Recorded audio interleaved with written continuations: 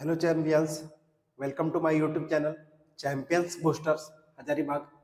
आज हम लोग देखेंगे जैकपॉट का प्रीवियस ईयर क्वेश्चंस जो क्लास 11th का 2025 में पूछा गया है। इससे पहले हम लोग पार्ट 1 कर चुके हैं, जिसे 20 क्वेश्चन हम लोग डिस्कशन किए थे। आज हम लोग बचा हुआ 20 क्वेश्चन डिस्कशन करेंगे और ये सभी प्रीवियस ईयर क्वेश्चन है और इसी टाइप का क्वेश्चन आपके एग्जाम में आएगा। तो एक बार आप इस क्वेश्चन को जरूर देख लें और एक आइडिया लगा सकते हैं आपका क्वेश्चन कैसा रहने वाला है। और हम आप लोग के लिए बहुत एक सीरीज भी बना दिए हैं ऑब्जेक्टिव क्वेश्चंस का, आप उसे भी फॉलो करके आप अपना तैयारी को बूस्ट कर सकते हैं। हम आज क्वेश्चन नंबर 21 से शुरू करेंगे। बोल रहा है v is the escape velocity and is orbital velocity of a satellite is orbit close to the earth surface, then these are related to। तो किससे रिलेटेड है? तो इसमें जो ऑप्शन सही होगा वो डी नंबर ऑप्शन होगा आपका। इसे पूछ रहा है कि एस्केप वेलोसिटी का जो फॉर्मूला होता है हम लोग को पता है, वो होता है 2gm/r होता है। अच्छा, और ऑर्बिटल वेलोसिटी का जो फॉर्मूला होता है वो होता है v0 is equal to √gm/r। ये भी यहाँ पे भी r होता है। अब ये दोनों को जब हम मिलाते हैं तो एक नया बन के आता है escape velocity is equal to होता है √2r। जैसे इसको आप डिवाइड करके आप देख सकते हो, ये दोनों को जब डिवाइड करोगे तो ये सॉल्व करके लाओगे तो ये आएगा। तो आपको इसका जो 21 का जो आंसर होगा वो डी होगा। नेक्स्ट क्वेश्चन देखते हैं, क्वेश्चन नंबर 22। बोल रहा है ग्रेविटेशनल पोटेंशियल क्या होता है? तो gravitational potential at distance r from a body of mass m मास का है और यहां से किसी r पॉइंट पर ग्रेविटेशनल पोटेंशियल पूछा है। इस पॉइंट पर क्या होगा ग्रेविटेशनल पोटेंशियल? तो हम जानते हैं G capital M by R होता है, ये मेरा ग्रेविटेशनल पोटेंशियल। तो कौन सा आपका होगा? आपका सी नंबर होगा, नेगेटिव होता है ग्रेविटेशनल पोटेंशियल। नेक्स्ट है क्वेश्चन नंबर आपके 23 पर चलते हैं हम लोग। क्वेश्चन नंबर 23 क्या है? पूछ रहा है मैग्नीट्यूड ऑफ हाइड्रोलिक स्ट्रेस। तो हमें पता है हाइड्रोलिक स्ट्रेस हाइड्रोलिक प्रेशर को बोलते हैं, ठीक है। ये बहुत कंसेप्चुअल क्वेश्चन जैसा है, मतलब अंडरस्टैंडिंग बेस्ड प्रॉब्लम है, तो देखते चले। नेक्स्ट है आपका क्वेश्चन नंबर 24। क्वेश्चन नंबर 24 क्या है? Hooke's law of elasticity. If stress is increased then the ratio of stress to the strain.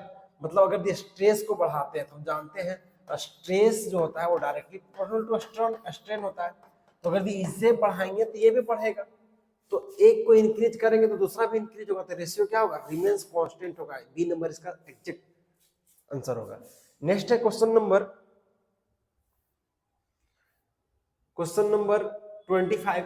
पूछ रहा है the frictional resistance of the fluid in motion is. तो कौन सा होता है? तो हम लोग को पता है फ्रिक्शनल रेजिस्टेंस विस्कस फोर्स को बोलते हैं। ये डायरेक्टली प्रोपोर्शनल किसका होता है? एरिया का। और किसका डायरेक्टली प्रोपोर्शनल होता है? वेलोसिटी ग्रेडियंट का। इसमें क्या पूछा है? Inversely proportional to the square of the area नहीं, inversely proportional to the square of the surface area नहीं, proportional to the square of the surface contact area नहीं, proportional to the area of contact. देखिए area of contact पर depend करता है। किस पर depend करता है? एरिया ऑफ कांटेक्ट पर। तो डी नंबर आपका सही होगा। नेक्स्ट क्वेश्चन है क्वेश्चन नंबर 26। देखिए क्वेश्चन नंबर 26 का क्या बोला है? Liquid pressure depends on. Liquid pressure किस पर डिपेंड करता है? तो हम जानते हैं लिक्विड प्रेशर का जो फॉर्मूला होता है वो ρgh होता है, और h यहाँ पे क्या है? Height of the liquid column है, तो डिपेंड करता है c पर, height of the liquid column पर। नेक्स्ट क्वेश्चन है क्वेश्चन नंबर 27। क्वेश्चन नंबर 27 है mercury does not wet the glass, this property of liquid is known as. जिसे adhesion property बोलते हैं। देखिए दो प्रकार का प्रॉपर्टी होता है, एक एडहेसिव प्रॉपर्टी होता है, दूसरा को एडहेसिव प्रॉपर्टी होता है, और दोनों अपोजिट नेचर का होता है। को एडहेसिव प्रॉपर्टी होता है और दोनों अपोजिट नेचर का होता है। एक तरफ क्या है? पार्टिकल में लगता है, सेम टाइप ऑफ पार्टिकल में लगता है, और एक डिफरेंट टाइप ऑफ पार्टिकल में लगता है, ठीक है। तो इसका जो आंसर होगा मरकरी होता है, वो सेम टाइप के पार्टिकल में लगता है, उसको एडहेसिव प्रॉपर्टी कहते हैं, और को एडहेसिव प्रॉपर्टी अलग होता है। नेक्स्ट है आपको क्वेश्चन नंबर 28। क्या बोला? 28 heat is associated with. Heat किससे एसोसिएटेड है? तो हम जानते हैं kinetic energy of kinetic energy of the orderly motion of the molecule से रिलेटेड है, ठीक है। और इसे आप क्रॉस वेरिफिकेशन कर सकते हैं इस क्वेश्चंस को, ठीक है। नेक्स्ट है आपका 29 नंबर। 29 नंबर जो बोला है, हम लोग एक रिलेशन पढ़े हैं Cp minus Cv is equal to R। ये बहुत ही इंपॉर्टेंट रिलेशन याद रखिएगा। इसका मतलब डेफिनेटली Cp जो है वो ग्रेटर है Cv से। तो आपका जो आंसर निकल के आता है वो ये नंबर आंसर निकल के आता है। नेक्स्ट क्वेश्चन है क्वेश्चन नंबर 30। क्या बोला question number 30? In which substance does conduction mode of the heat transfer take place. तो कंडक्शन मोड किस में होता है? तो कंडक्शन मोड सभी में होता है, सॉलिड्स में होता है, लिक्विड में होता है, गैसेस में होता है। ये मॉलिक्यूल टू मॉलिक्यूल ट्रांसफर को बोलते हैं। अगर हीट मॉलिक्यूल टू मॉलिक्यूल, तो क्या सॉलिड के एक मॉलिक्यूल से दूसरे मॉलिक्यूल में ट्रांसफर होता है? लिक्विड में भी सेम, गैस में भी एक मॉलिक्यूल से दूसरे मॉलिक्यूल में ट्रांसफर होता है। तो all of this, D number इसका आंसर होगा। नेक्स्ट क्वेश्चन है क्वेश्चन नंबर 31। क्या बोल रहा है?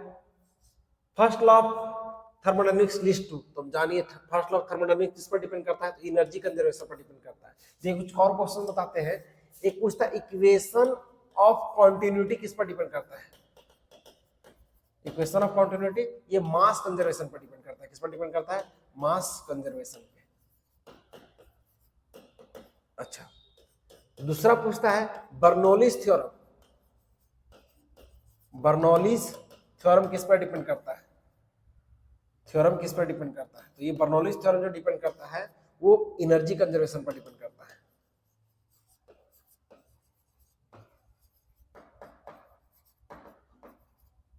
नेक्स्ट है आपका फर्स्ट लॉ ऑफ थर्मोडायनामिक्स किस पर डिपेंड करता है?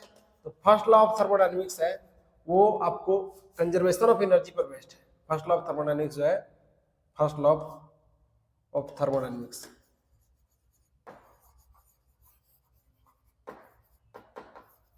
कंजर्वेशन ऑफ एनर्जी पर डिपेंड करता है, सेम, ठीक है। तो आप इससे आप इस बहुत इंपॉर्टेंट पॉइंट है, इसे नोट डाउन कर ले। नेक्स्ट क्वेश्चन है क्वेश्चन नंबर 32। क्या बोला question number 32? During the reversible process. तो देखिए रिवर्सिबल प्रोसेस में एनर्जी का लॉस नहीं होता है, जीरो होता है एनर्जी का लॉस, मतलब नहीं होता है, जीरो लॉस। क्वेश्चन नंबर 33 क्या बोल रहा है? In an isothermal process. तो हमें पता है आइसोथर्मल प्रोसेस में टेम्परेचर कांस्टेंट होता है। क्या होता है? Temperature constant. कभी कभी आपको पीवी भी कांस्टेंट देखने को मिलेगा। क्या मिलेगा? पीवी भी कांस्टेंट। तो इसमें क्या बोलते हैं? टेम्परेचर कांस्टेंट को बोलते हैं आइसोथर्मल प्रोसेस। नेक्स्ट है question number 34। Pressure of the gas is due to. तो प्रेशर ऑफ द गैस होता है तो collision of gas molecules with the wall of the container. आप लोग को याद होगा प्रेशर का जो फार्मूला लिखे थे उसमें भी जो कैलकुलेशन किए थे वॉल से रिलेटेड कैलकुलेशन किए थे, तो आप उसमें भी देख सकते हैं उसका जो डेरिवेशन किए थे तब। नेक्स्ट क्वेश्चन है क्वेश्चन नंबर 25। क्या बोला 25 question number? With increase of the temperature the Brownian motion increase कर जाता है। जितना टेम्परेचर को बढ़ाएंगे ब्रोनियन मोशन उतना ही मैक्सिमम होगा।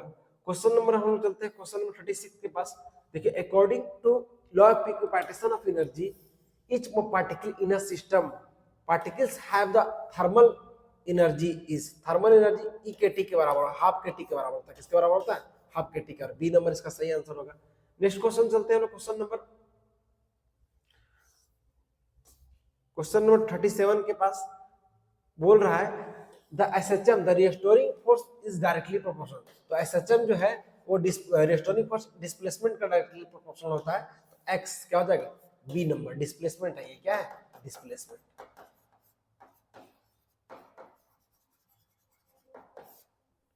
नेक्स्ट है क्वेश्चन नंबर 38। क्या बोल रहा है? The kinetic energy of pendulum, kinetic energy of pendulum Bob is maximum. तो देखिए पेंडुलम कुछ इस प्रकार से होता है, हम लोग को पता है, ऐसे टू एंड फ्रो मोशन करता है। तो ये जो है आपका, इसको हम लोग मैक्सिमम स्पीड होता है मीन पोजीशन पर, भी क्या होता है? मैक्सिमम। तो यहाँ पे क्या होता है? काइनेटिक एनर्जी भी आपका मैक्सिमम होगा। तो मीन पोजीशन पर काइनेटिक एनर्जी मैक्सिमम होता है। It is the lowest point, नहीं सॉरी, मिड पॉइंट बोल सकते हैं। क्या बोल सकते हैं? बी नंबर नहीं होगा, सी नंबर होगा, बी नंबर नहीं होगा। It is the lowest at the mid point. It is at the mid point it's swing, maximum when, तो क्या पूछा है, मिड पॉइंट पर होता है या मीन पोजीशन पर बोल सकते हैं। नेक्स्ट है क्वेश्चन नंबर 39, क्या बोल रहा है, क्वेश्चन नंबर 39 जो बोल रहा है वो बोल रहा है आपको sound wave in air can not be polarise. तो जैसे पोलराइजेशन के लिए जो रिक्वायरमेंट होता है वो पोलराइज देखिए वेव दो प्रकार का होता है, एक ट्रांसवर्स वेव, दूसरा लॉन्गिट्यूडनल वेव, लॉन्गिट्यूडनल वेव। और हमें पता है इसमें साउंड आता है लॉन्गिट्यूडनल वेव, और ट्रांसवर्स वेव में लाइट आता है। तो हमें पता है कि जब भी पोलराइजेशन होता है वो ट्रांसवर्स वेव का होता है। साउंड किस प्रकार का वेव है, लॉन्गिट्यूडनल वेव। तो क्यों नहीं होता है, क्योंकि ये लॉन्गिट्यूडनल वेव का कभी भी पोलराइजेशन नहीं होता, लॉन्गिट्यूडनल वेव का पोलराइजेशन नहीं होता। पोलराइजेशन सिर्फ और सिर्फ पोलराइजेशन होने के लिए ट्रांसवर्स वेव होना चाहिए। पोलराइजेशन होने के लिए कौन सा वेव होना चाहिए, ट्रांसवर्स वेव। नेक्स्ट क्वेश्चन चलते हैं, क्वेश्चन नंबर 40, और 40 इज द लास्ट क्वेश्चन हमारा होगा। क्या पूछ रहा है, देखिए 10 meter long steel wire has mass 5 gram, the wire is under a tension of 80 newton, the speed of the transverse wave on the wire. देखिए velocity of tension in a wire का जो फॉर्मूला होता है root under T upon mu होता है। अच्छा, where mu क्या है, mass per, mu is equal to mass per unit length होता है। तो इससे आगे सॉल्व कीजिएगा क्या हो जाएगा, टी एम एल हो जाएगा। अब इसे सॉल्व कीजिएगा क्या होगा, टी का वैल्यू 80 न्यूटन, लेंथ कितना दिया हुआ आपका 10 मीटर, और नेक्स्ट क्या है आपका जो हमारा दिया हुआ है वो टेंशन का वैल्यू है, सॉरी मास का वैल्यू है वो दिया हुआ आपका 5 ग्राम। ठीक है, तो ग्राम को अगर केजी में कन्वर्ट करके 10 to the power -3 होगा। इसे नेक्स्ट सॉल्व करेंगे तो सॉल्व करके ये 5 टूजा में आएगा, और ये हो जाएगा 180 into 2 into 10 to the power 3, और इसे सॉल्व करने के बाद आता है आपका, इससे आपका हो जाएगा 16 0, और ये हो जाएगा इधर भी। तो आपका जो सॉल्व करके आएगा वो आएगा 400। तो इसका जो आपका आंसर होगा 400 मीटर पर सेकेंड। देखिए आज पार्ट 2 भी हमारा कंप्लीट हुआ। 2025 का हम लोग क्वेश्चंस कर लिए हैं, हम लोग 2024 का भी क्वेश्चंस करेंगे, ऑब्जेक्टिव क्वेश्चन। तो हमारे चैनल पर बने रहे और लाइक एंड सब्सक्राइब कर ले, और सारे क्वेश्चन को इस प्रकार से हम लोग देखेंगे। Thank you.